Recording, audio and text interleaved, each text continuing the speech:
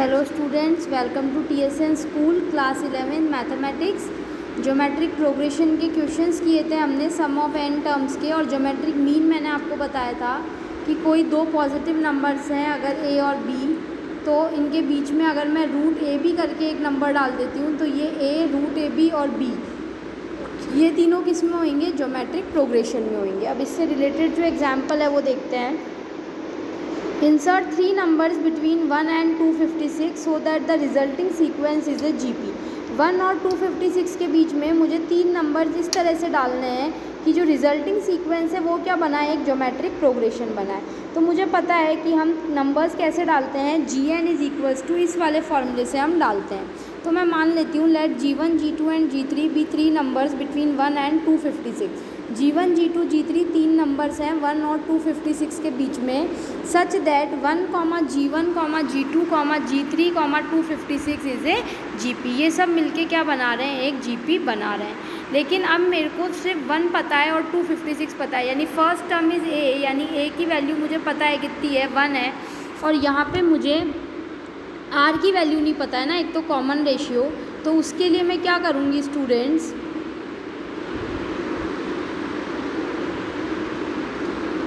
तो यहाँ पे तीन नंबर इंसर्ट करने हैं मेरे को, तो उसके लिए मैंने क्या किया, मैं क्या लिखती हूँ देखो, therefore 256 is equals to r raise to the power 4। क्योंकि देखो जो लास्ट टर्म है उसको मैं क्या लिखती हूँ, an is equals to a raise to the power rn-1। तो ये जो 256 है ये फिफ्थ नंबर की टर्म है ना, ये फिफ्थ नंबर की टर्म है। तो मैं इसको 256 को मैं क्या लिख सकती हूँ, n की वैल्यू 5 है, a की वैल्यू 1 है, r raise to the power 5-1, यानी 256 किसके बराबर हो गया? r raise to the power 4 के। अब 256 क्या है? 4 की पावर 4। 4 पे अगर मैं पावर 4 लगा देती हूँ, 4 4 जा 16, 16 इंटू 16 इज़ 256। तो r की वैल्यूज़ जो आएगी वो मेरे पास कितनी आएगी? +-4 आएगी। भाई r को 4 की पावर 4 भी 256 आएगा और -4 की पावर 4 भी कितना आएगा स्टूडेंट्स? 256 आएगा। So for r equals to 4 we have G1 equals to AR, G2 equals to AR square, G3 equals to AR cube. तो G1 कितना है? AR है, AR is equals to 4, G2 is equals to AR square which is equals to 16, G3 is equals to AR cube which is equals to 64। इसी तरह से r equals to -4 के लिए अगर मैं बात करती हूँ तो ये नंबर्स क्या हो जाएंगे? -4, 16 एंड -64। तो इस तरह से 1 और 256 के बीच में मैंने तीन नंबर इंसर्ट्स किए ताकि 1 और ये जो तीनों नंबर मिलके हैं ये क्या बनाएंगे? एक ज्योमेट्रिक प्रोग्रेशन बनाएंगे। So hence we can insert 4, 16 and 64 between 1 and 256 so that the resulting sequences are in GP। Now relationship between AM and GM, AM और GM के बीच में रिलेशनशिप देखते हैं। So let A and G be, मैं मान लेती हूँ कि let A and G, AM और GM यानी अरिथमेटिक मीन और ज्योमेट्रिक मीन के बीच में क्या रिलेशनशिप होती है? It's very important. So let A and G be arithmetic mean and geometric mean of two given positive real numbers A and B respectively. A और G जो है, A अरिथमेटिक मीन है और G ज्योमेट्रिक मीन है दो positive real numbers A और B का। Then A is equals to a+b/2 and G is equals to √ab। A तो क्या होगा? a+b/2 होगा और G किसके बराबर होगा? √ab के बराबर होगा। सो दस वी हैव, यहाँ से हम क्या कह सकते हैं? a -g अगर करते हैं तो a+b/2 -√ab, a+b/2 -√ab is equals to कितना हो जाएगा? 2 से डिवाइड करते हैं तो a+b -2√ab/2। यहाँ पे मैंने 2 का LCM ले लिया तो ये हो गया। अब A, ये क्या होएगा? √A का स्क्वायर। A को मैं क्या लिख सकती हूँ? √A का square is nothing but A। और इसी तरह से B को मैं क्या लिख सकती हूँ? √B का स्क्वायर। तो ये हो गया √A माइनस √B का स्क्वायर अपॉन 2। और ये हमेशा क्या आएगा? ग्रेटर देन इक्वल टू 0, क्योंकि स्क्वायर है, किसी भी नंबर का स्क्वायर हमेशा कैसा होता है? पॉजिटिव। तो न्यूमरेटर हमेशा पॉजिटिव रहेगा और डिनोमिनेटर में ऑलरेडी वैल्यू कितनी आ रही है स्टूडेंट्स? 2 आ रही है। तो ये हमेशा ही वैसे ही कैसी रहेगी स्टूडेंट्स? ये वैल्यू ऑलरेडी हमेशा पॉजिटिव रहेगी। तो ये हमारी रिलेशन हो गई।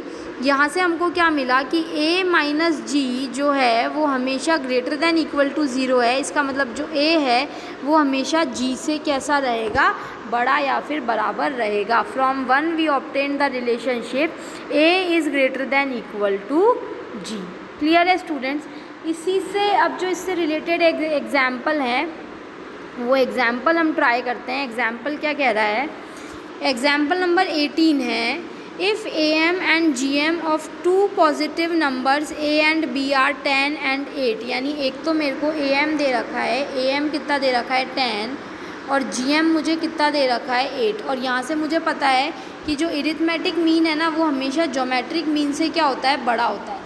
कोई दो नंबर्स का मैं इरिथमेटिक मीन निकालूंगी तो वो हमेशा ज्योमेट्रिक मीन से क्या आएगा स्टूडेंट्स, बड़ा ही आएगा। Now given that A M is equals to, arithmetic mean कितना होता है a plus B upon two, तो a plus B upon two is equals to 10।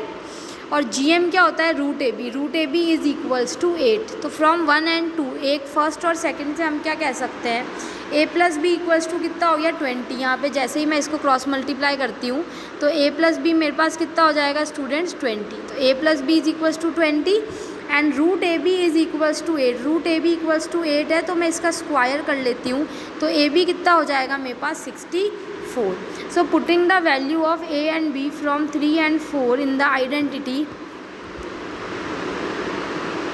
मेरे को ये नंबर्स पता लगाना है कि ये नंबर्स क्या होंगे ना।